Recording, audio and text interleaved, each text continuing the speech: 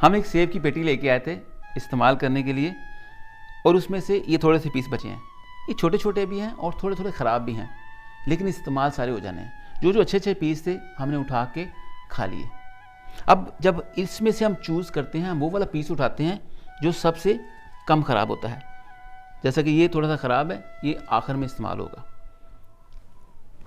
आप भी ऐसे ही करते होंगे जब शॉपिंग करते होंगे, सब्ज़ी या फल खरीदते होंगे, आप वो वाला पीस उठाते होंगे जो सबसे अच्छा होगा या पूरी लॉट में सबसे कम ख़राब होगा। अगर हम छोटी छोटी चीज़ों में इतना ध्यान देते हैं, इतनी छानबीन करते हैं, तो अपने बच्चों के मुस्तकबिल के लिए, अपने मुस्तकबिल के लिए जब लीडर चुनना होता है या सियासतदान चुनना होता है, तब हम सबसे गंदा पीस क्यों उठा लेते हैं।